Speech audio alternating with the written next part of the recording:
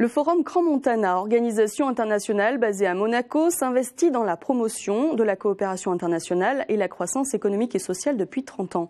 Elle organisait sa session annuelle du 12 au 14 mars dans la ville de Dakhla, au Sahara occidental, territoire administré de facto par le Maroc depuis 1975.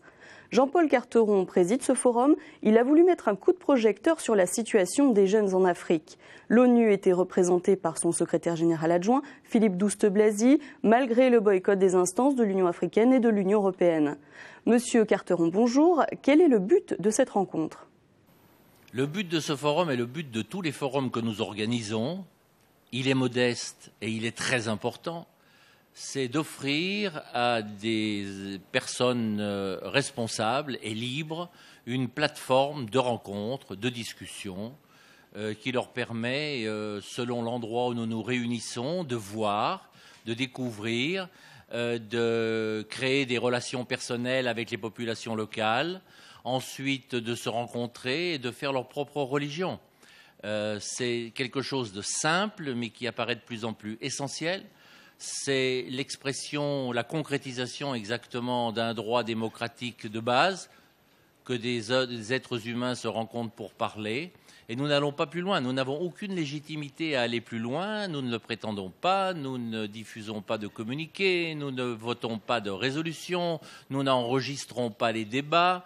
Les gens viennent, ils sont libres, ils restent là, ils parlent et ils se rencontrent. Donc le but du forum à Dakhla, c'était dans une zone où des problèmes subsistent depuis une quarantaine d'années maintenant et où une population semblerait plus ou moins prise en otage au niveau international, c'était d'amener des hommes d'affaires, des responsables politiques, des députés de différents parlements du monde, de manière à ce que tous ces gens puissent regarder. Et nous avons ce soir une promotion de nouveaux leaders que nous allons recevoir officiellement dans ce forum. Ça se fait même d'ailleurs en ce moment, je crois. Et il y a autant de jeunes sahraouis que de jeunes qui viennent d'autres pays africains et même de pays européens. Ils sont tous enthousiastes.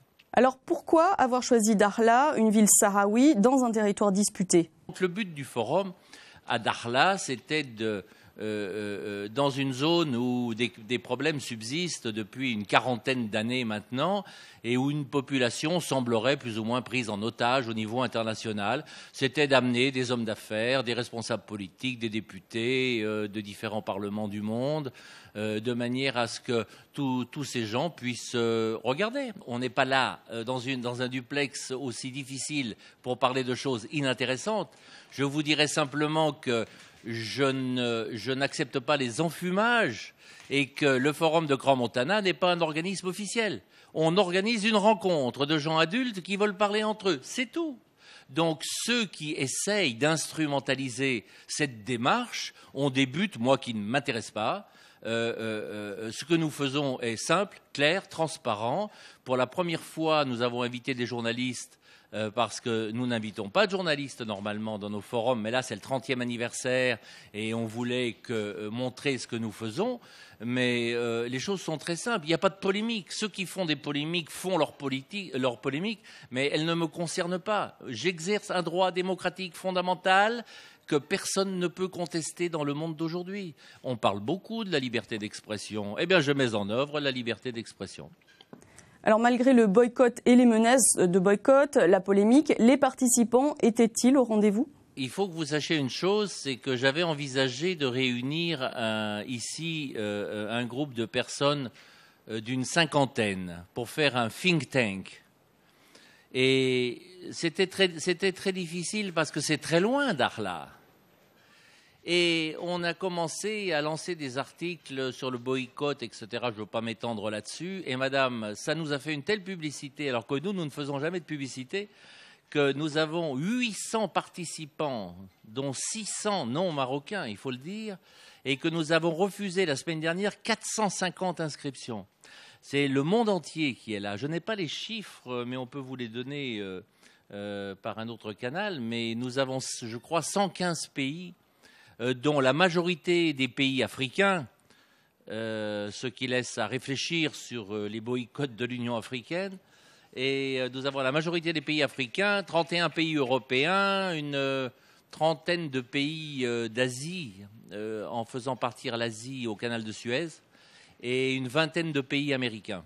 Mais je voudrais vous dire une dernière chose, c'est que grâce à tout ce dont vous avez parlé et dont moi je ne veux pas parler ou ça ne m'intéresse pas, c'est le plus grand forum de notre histoire. Nous avons le plus haut niveau de participation imaginable depuis des années et des années. Quand vous recevez des dizaines et des dizaines de présidents, d'anciens présidents, de premiers ministres, d'anciens premiers ministres, des centaines, je crois qu'il y a une centaine de ministres en exercice qui sont là. Quand vous avez, par exemple, l'Afrique du Sud. L'Afrique du Sud. L'Afrique du Sud, elle fait partie du boycott, paraît-il. Eh bien, la fille aînée du président, chef de l'État de l'Afrique du Sud, elle était là, à la tribune, ce matin. Vous comprenez que tout ça me donne beaucoup d'espoir, beaucoup d'envie, beaucoup d'espérance, parce que manifestement, c'est les jeunes qui vont balayer tout ce que les gens de ma génération d'ailleurs, parce que je ne suis plus jeune, mais j'ai eu tellement de peine de voir comment on a conduit le monde à l'échec et à la faillite. Aujourd'hui, il faut ouvrir les fenêtres, il faut ouvrir les portes, et Crans-Montana n'a pas de fenêtre, elle n'a pas de porte. On peut rentrer, on peut sortir, on fait ce qu'on veut, et je suis très heureux que vous ayez pris le temps de vous intéresser à ce que nous faisons. Merci, madame. Merci, monsieur Carteron, pour cet entretien.